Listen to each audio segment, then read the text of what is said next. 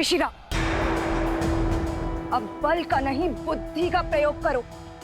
अपनी शक्तियां लगाकर पता करो कि इस राम ने उस सीता को कहां छुपा के रखा है।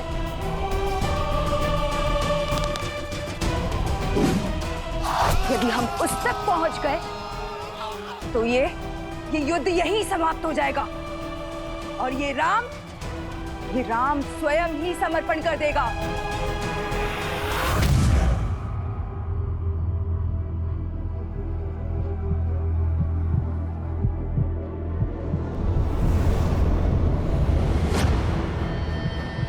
हे माता, आर्या की रक्षा करना।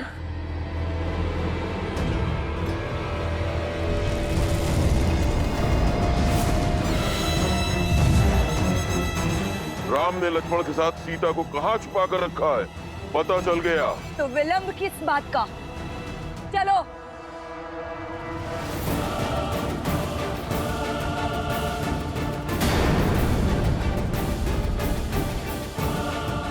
ये तो गुफा की ओर जा रहे हैं। इन्हें सीता तक पहुंचने से रोकना होगा।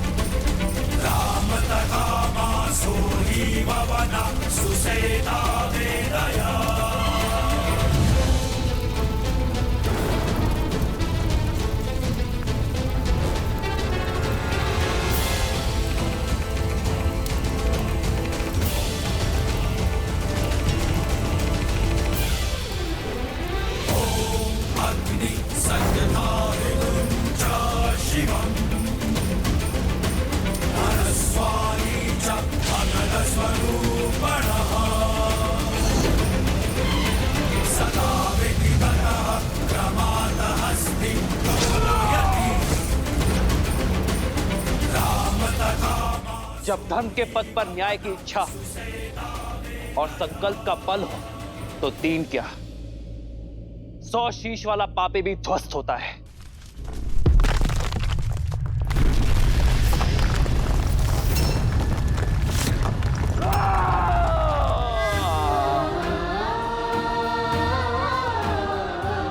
लक्ष्मण भैया, बाहर इतना कोलाहल हो रहा है, सब ठीक तो है ना? भाभी माँ, वहां राम भैया है जिनके समक्ष स्वयं काल तक टिक नहीं सकता। तो अब थोड़ा कोलाहल तो होगा ही ना। आप निश्चिंत रहिए।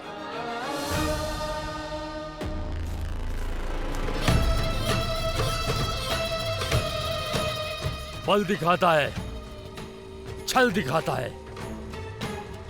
मर्यादा पुरुषोत्तम कहलाने वाले श्री राम, खंडित होगी मर्यादा तेरी, क्योंकि रणभूमि में उतर आया है तो लक्ष्य महान। राम ले बच तो लक्ष्य के इस विशाल चक्रवात से।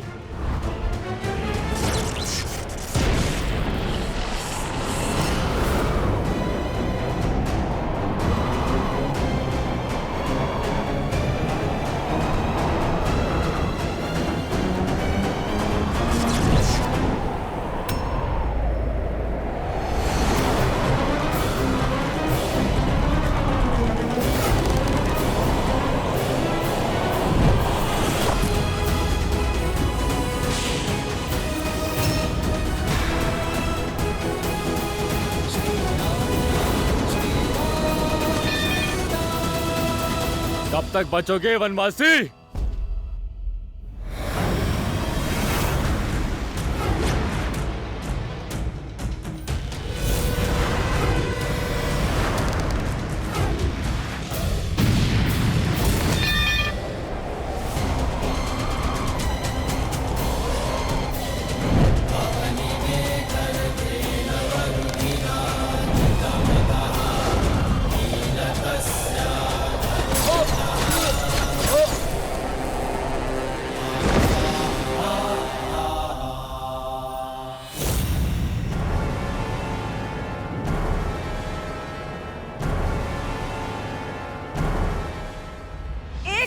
प्रहार करना बंद करो मूर्खों। परिधि व्यू बनाओ, सभी ओर से प्रहार करो। जाओ।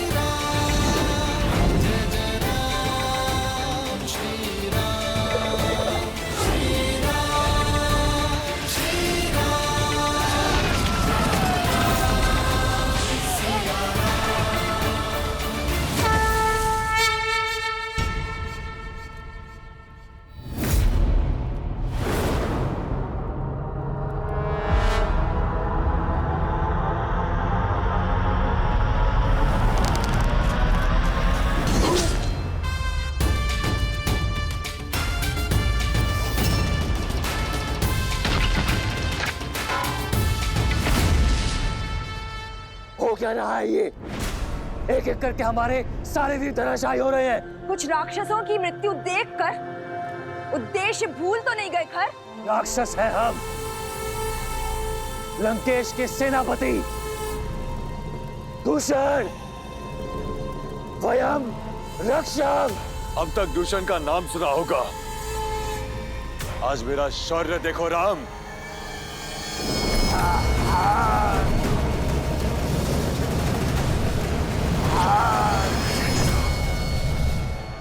चाहे जितना प्रयास कर लो राम, मेरी मायावी अग्नि तुम्हें भस्म कर ही देगी। प्रतिशोध की अग्नि विश्वासघाती होती है दूषण, अंततः स्वयं को ही जलाती है। ओम वायवे नमः।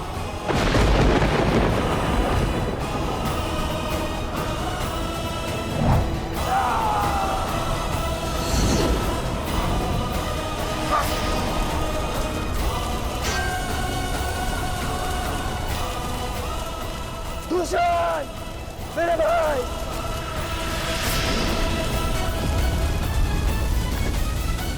राम।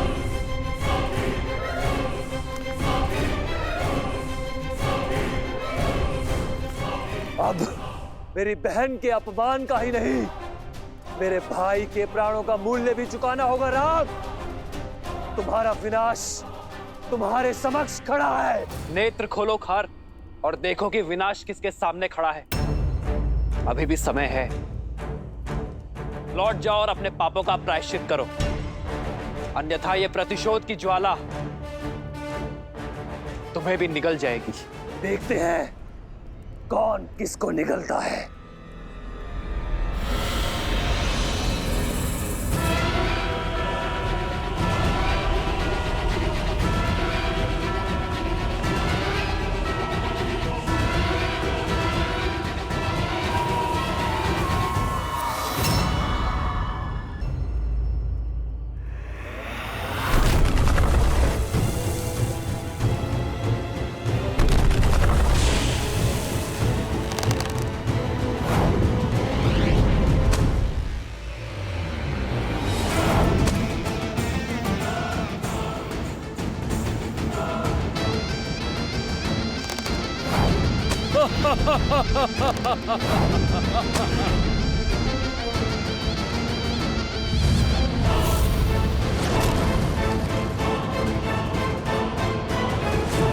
सर्वप्रथम इसकी माया का अंत करना होगा।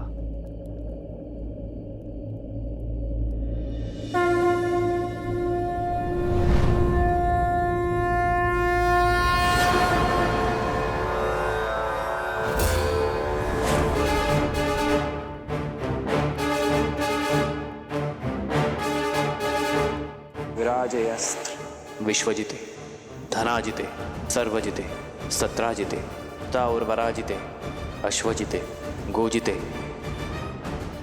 अब्जिते हरिंद्राय सोमम यजातया हर्यतम।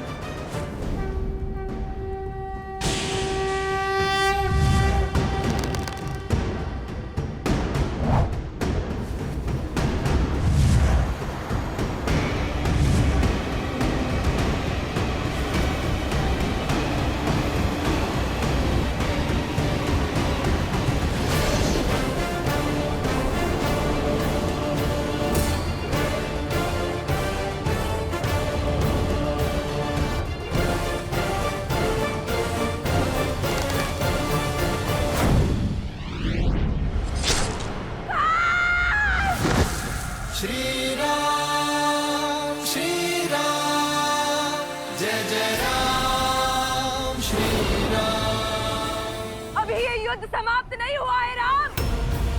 मैं शांत नहीं बैठूंगी, प्रतिशोध लूंगी, प्रतिशोध लूंगी। लंकेश की बहन हूं मैं।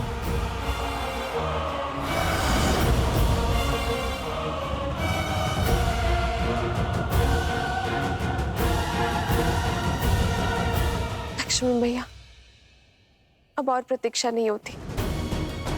आप बाहर जाके देखिए ना कि आपके भैया कहाँ हैं। अन्यथा मैं बाहर चली जाऊंगी भैया। भाभी माँ, मैं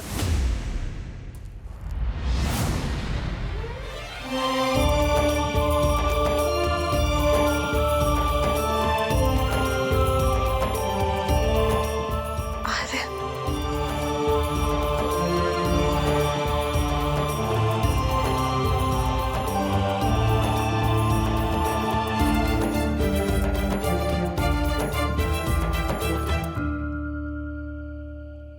मैंने कहा था ना सीता, मुझे कुछ नहीं होगा। मैं अपना ध्यान रखूंगा।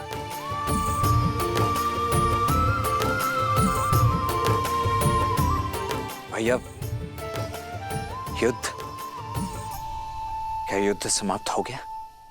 नहीं लक्ष्मण, मुझे लगता है वास्तविक युद्ध अब प्रारंभ हुआ है। अर्थात खरदूषण के संहार के बाद शूर्पणखा अवश्य ही अपने भाई रावण का द्वार खटखटाएगी। और रावण के साथ शत्रुता का अर्थ है महायुद्ध। हमें सावधान रहना होगा लक्ष्मण। जी भैया।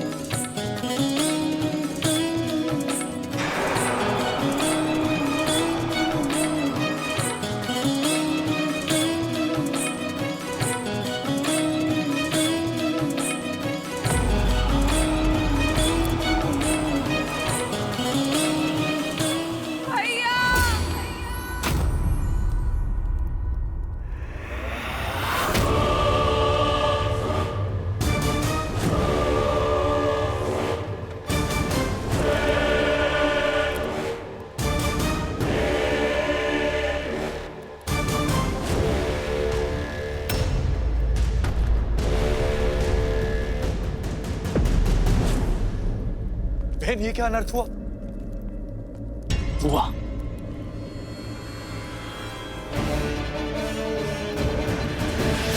ये क्या अनर्थ हुआ?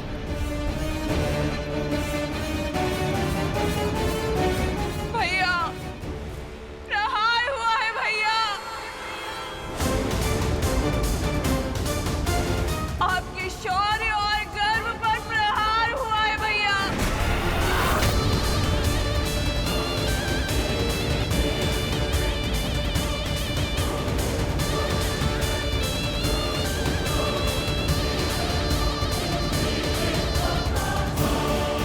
जिस बहन ने आपके लिए अपने पति को खो देने का शोक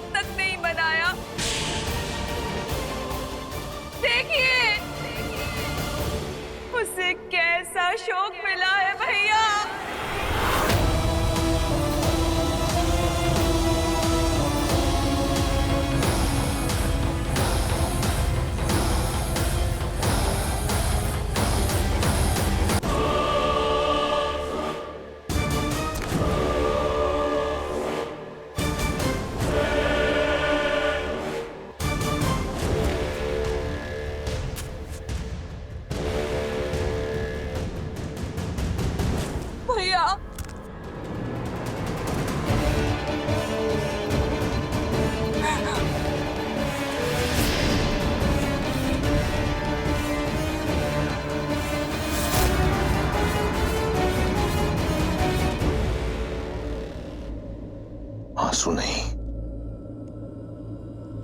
उत्तर चाहिए मुझे, उत्तर चाहिए मुझे। वो नाम चाहिए, जिसने लंकेश की बहन के सम्मान और लंका के स्वाभिमान पर प्रहार करने का दुस्साहस किया है।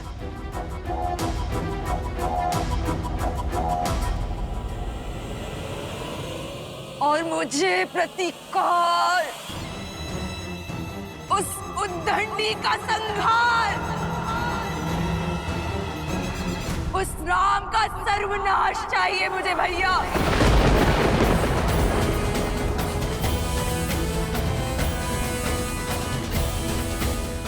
क्या दोष था मेरा, एक माँ का, जो अपने पुत्र की खोज में भटक रही थी? क्या दोष था मेरे शंभू का, मेरे पुत्र का, जो बिना किसी भूल के मृत्यु दंड का भागी हो गया भैया?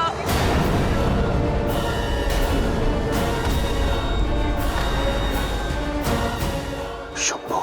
हाँ भैया, मार डाला उन वनवासियों ने आपके लंकेश के भांजे को।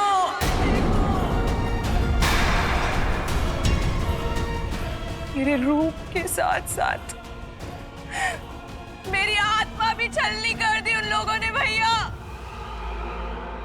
जब दंडक में ये सब हो रहा था तो क्या कर और दूषण मौन थे? नहीं भैया, वो मौन नहीं थे, किंतु अब वो सदा सदा के लिए मौन हो गए हैं भैया।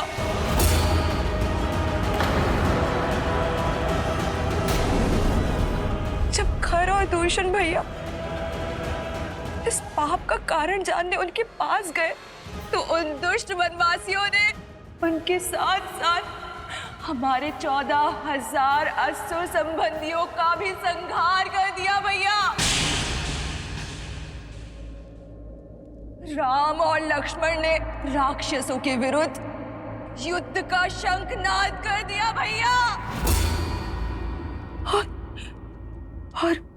और वो सीता, मेरा आपकी बहन का अपमान देखकर प्रसन्न हो रही थी भैया।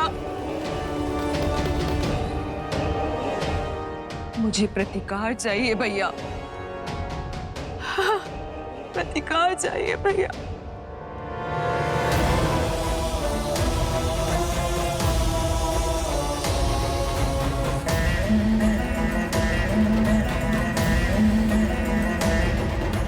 तुम्हें प्रतिकार से पहले उपचार की आवश्यकता है शूर्पणखा। इससे पहले कि तुम्हारे मन के घाव भरें, आवश्यक है कि तुम्हारे शरीर के घाव भरें।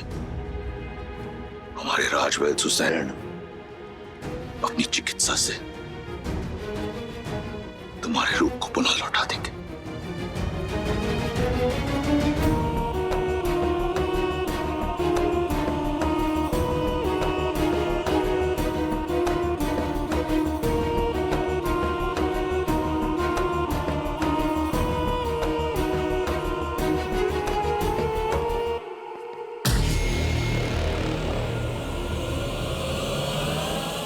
स्मरण रहे,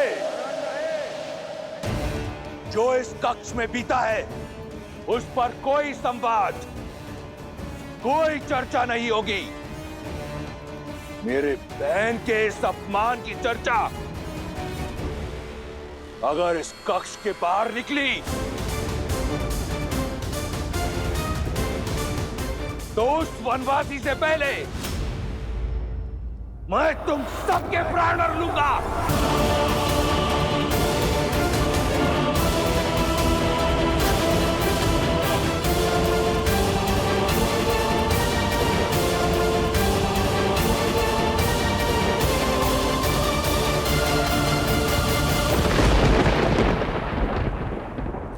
तुम लंका के सर्वश्रेष्ठ गुप्तचर हो। मैं चाहता हूं कि तुम शीघ्र अतिशीघ्र दंडक जाओ और 3 वनवासियों के बारे में पता करो, राम, लक्ष्मण और सीता। वो उस वन में क्या कर रहे हैं, उनका उद्देश्य क्या है, मुझे सूक्ष्म विवरण चाहिए। मैं सब कुछ जानना चाहता हूं। जैसी आज्ञा लंकेश।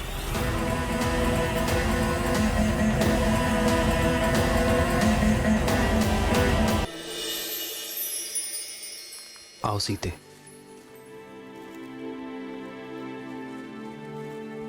हम कहाँ जा रहे हैं आर्य? कल जो हुआ उसके बाद तुम्हारे मन में उपजे भय से मैं परिचित हूं सीते।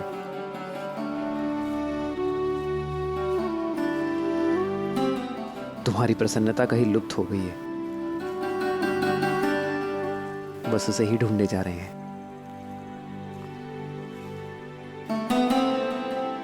और मुझे विश्वास है कि अपनी सीते की प्रसन्नता में ढूंढ लूंगा। आओ।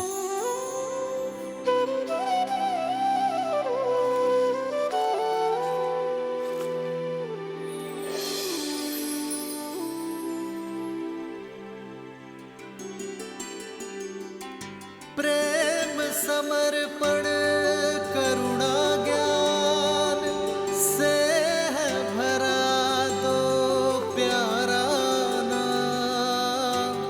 जय सिया राम, जय जय सिया राम।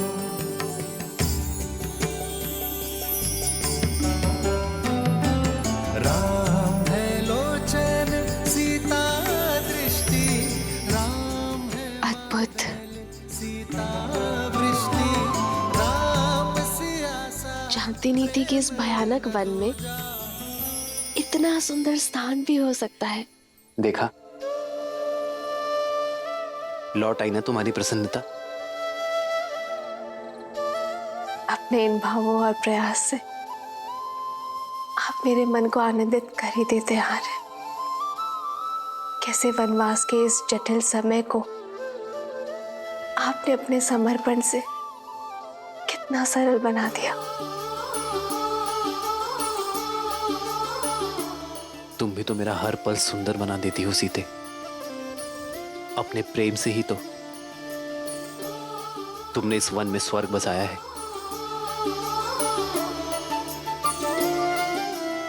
मेरा ये कर्तव्य है कि कभी कभी इस ऋण को चुकाने का प्रयास करो। जन्म जन्म का और वैसे भी सीते, संगम, जीवन छोटे छोटे पलों में ही तो बसता है। सीता हर क्षण भवधन। भविष्य की चिंता करने से श्रेष्ठ तो यही है एक है कि हम हर पल एक समर्पण, वर्तमान में आनंद को ढूंढे। है रूप तो दूजा दर्पण। ठीक कहा आपने आर्य। मैं इस आज को, इस क्षण को,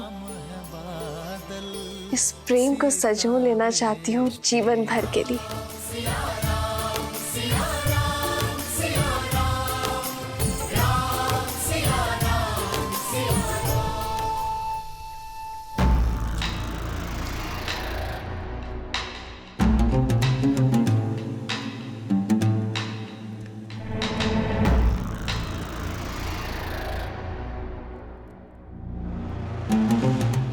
तुमने जो सभा में कहा वह अधूरा सत्य था।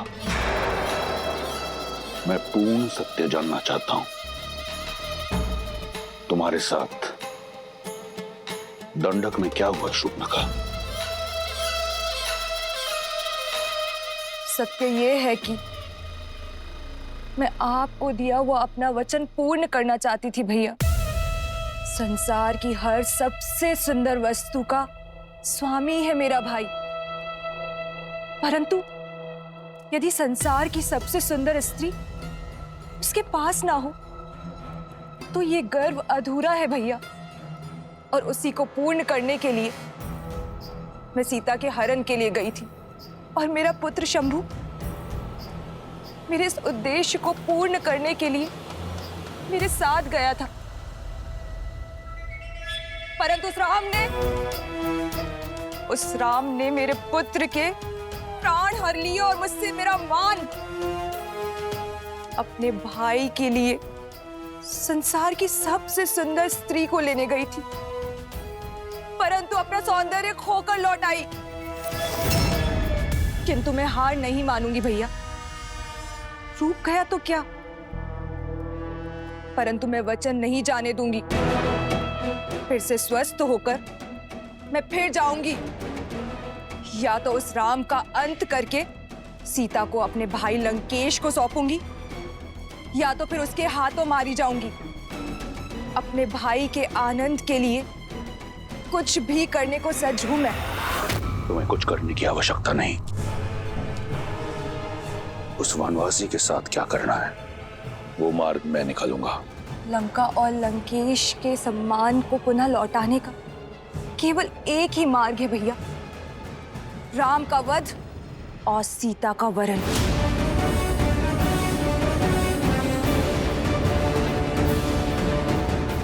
अपने बलिदानों के बदले केवल और केवल अपने भाई की प्रसन्नता चाहती है ये बहन।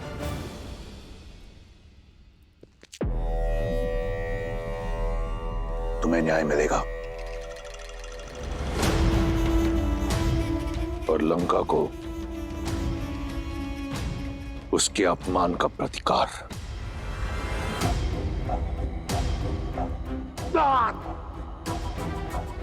जो तुम्हारा नहीं है उसे पाने की लालसा छोड़कर जो है उसी में संतुष्ट रहना सीखो।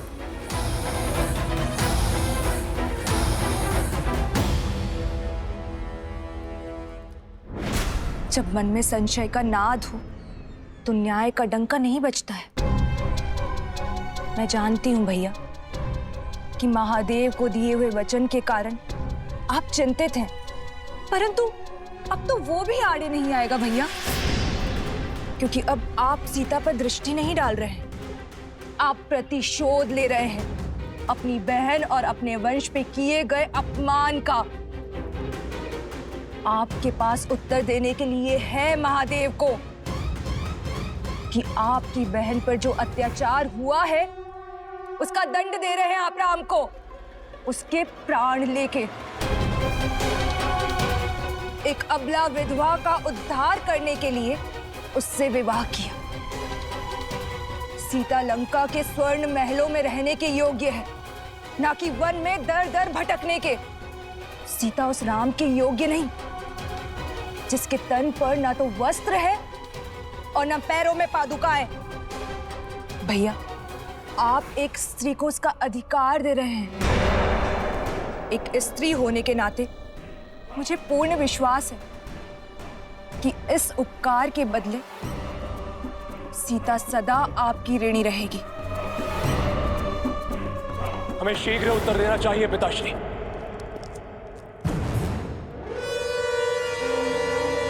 ये प्रहार हमारी कुल की गरिमा पर हुआ है,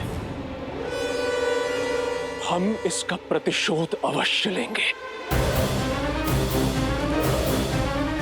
अब आज्ञा दीजिए पिताश्री, मैं अभी इसी क्षण अपनी सेना को लेकर प्रस्थान करता हूं और राम को उसके किए का दंड देकर आता हूं।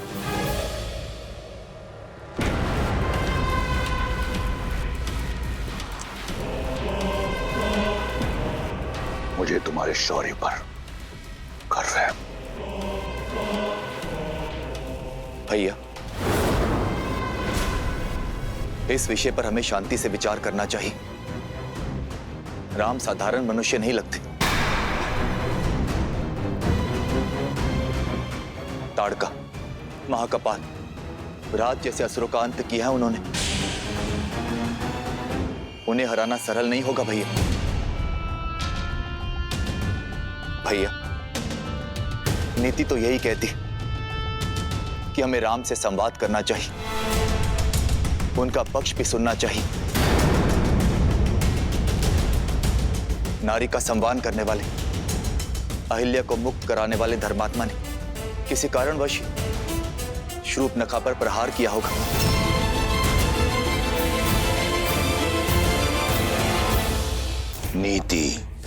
नीति ये नहीं कहती कि तुम उस राम को धर्मात्मा कहो, मूर्ख।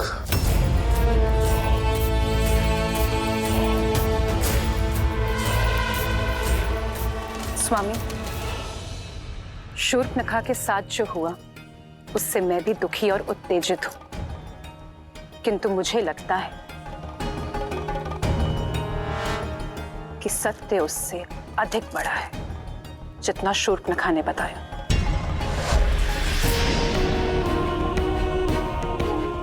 कई ऐसे प्रश्न हैं जिसका उत्तर ही नहीं है। श्रेष्ठ ये होगा कि अब सारी घटना का विस्तार से पता करें और फिर कोई निर्णय लें।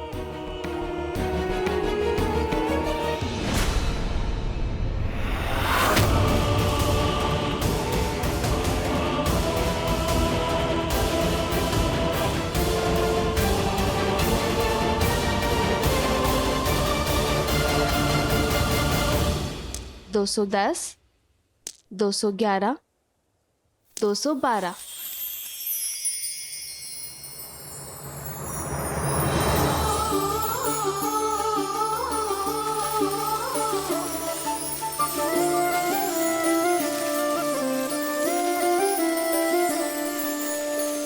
जन्म जन्म का है ये संगम, राम रतन सीता वैभव धन।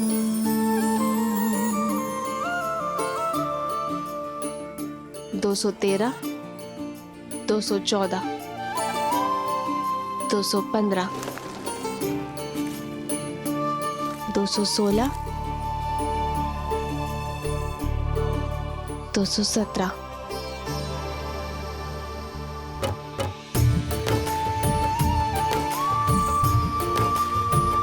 ऐसे किस विशेष कार्य में डूबी हो सीते कि इन सुंदर पुष्पों और राम को ही अनदेखा कर दिया? भविष्य में झांकने का प्रयास कर रही, गिन रही हूं कि हमारे वनवास में कितने दिन शेष हैं। कब माताओं भरत और शत्रुघ्न भैया और अपनी बहनों से मिल पाऊंगी। देखिए, वर्ष भर भी नहीं बचा। बस कुछ माह और फिर से अयोध्या की पावन माटी का स्पर्श होगा। फिर से मेरा भरत मेरी भुजाओं में होगा और फिर से मेरी माताओं के प्रेम का सानिध्य मिलेगा। हाँ, आपके नेत्रों में तो सुख दिख रहा है, पर मेरे सुख में चिंता दिख रही है। क्या बात है सीते? क्या तुम अयोध्या जाकर प्रसन्न नहीं होगी?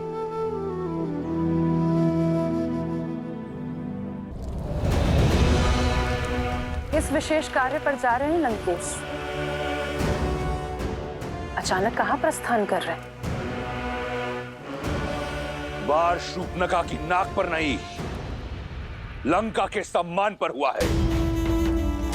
लंका और लंकेश के सम्मान को पुनः लौटाने जा रहा हूं।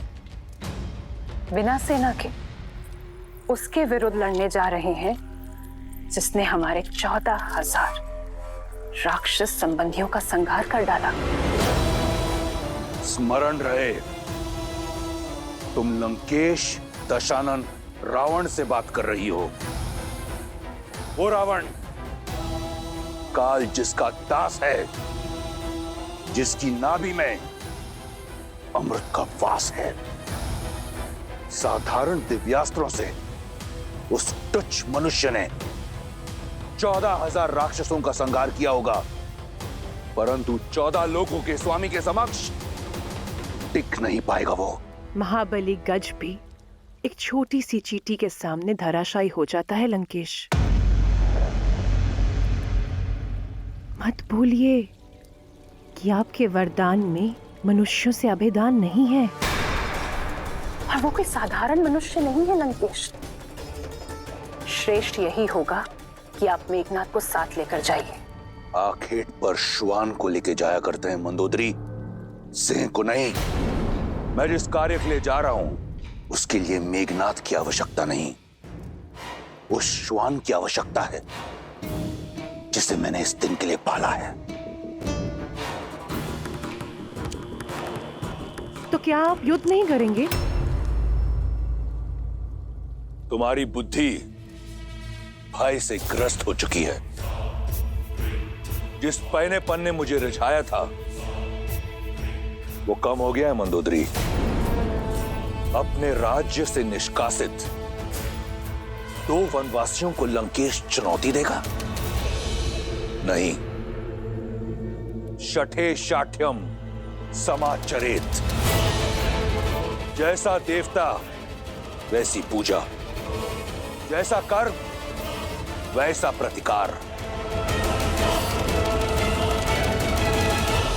उस वनवासी ने मेरी बहन के सम्मान पर प्रहार किया, अब मैं उसके सम्मान पर प्रहार करूंगा। उसने रावण के विरुद्ध अपना शीश उठाया है, मैं समस्त संसार के समक्ष उसके नेत्र झुका दूंगा। उसने ऋषियों की रक्षा का बीड़ा उठाया है, मैं उसे लज्जित कर दूंगा कि वो स्वयं के सम्मान की रक्षा नहीं कर पाया। अब ये युद्ध बाहुबल से नहीं, रणनीति से होगा। आप करने क्या जा रहे हैं लंकेश? हरण, हरण।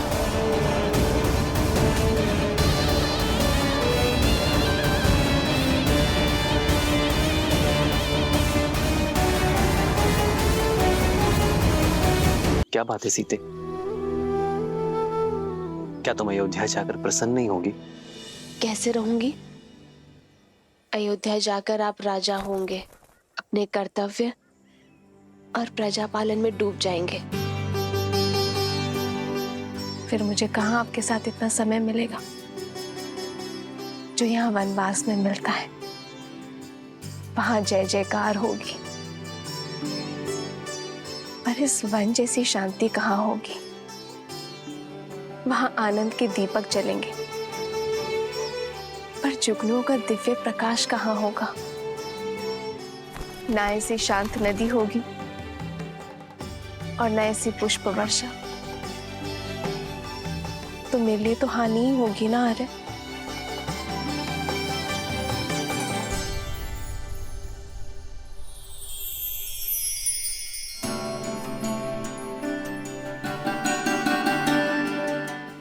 मैं तुम्हें वचन देता हूं सीते कि मेरी सीता को ना ही मेरी कमी खलेगी और ना ही मेरे समय की। ये राम सदा सीता के लिए न्यौछावर है और सदा रहेगा।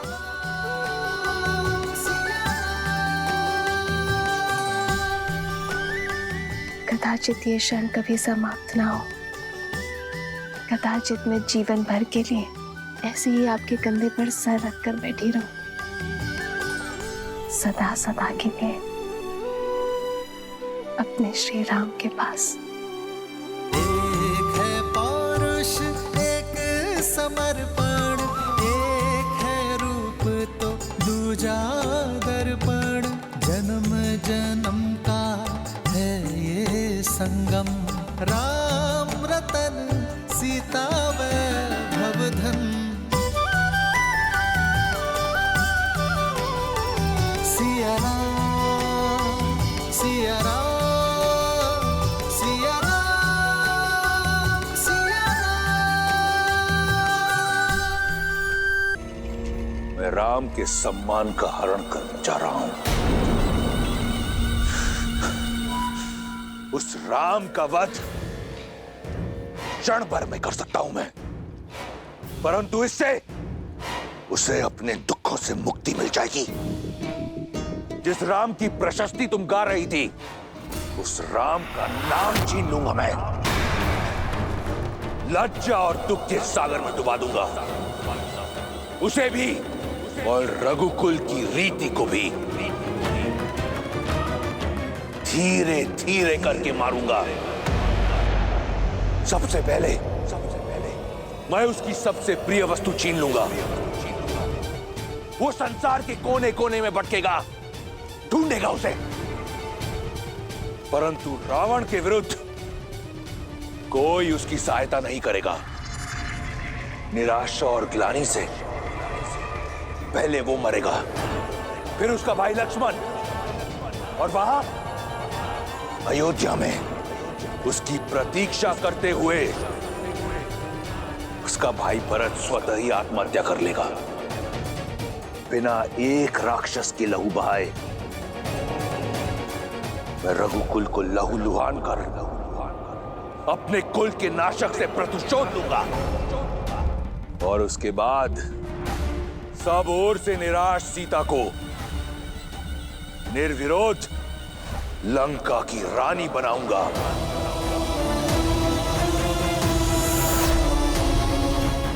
जो कार्य वर्षों पहले स्वयंवर में अधूरा रह गया था, उसे पूर्ण करने को सज हो जाओ।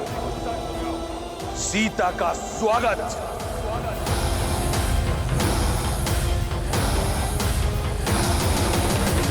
ये अनीति है लंकेश, ऐसा मत कीजिए। अपनी बहन और राज्य के सम्मान के लिए युद्ध लड़ना वीरों का धर्म होता है। आप अपना धर्म निभाइए, अपने अपमान का प्रतिशोध लीजिए। मैं आपके लिए प्रार्थना करूंगी, किंतु एक स्त्री की गरिमा को भंग करना और ऐसा षड्यंत्र रचना सबसे बड़ा अधर्म है, विनाश का कारण है। आपका ये निर्णय लंका के विनाश का कारण बनेगा। मेघनाथ कभी आपको यह अनुचित नीति अपनाने नहीं देगा। उचित, अनुचित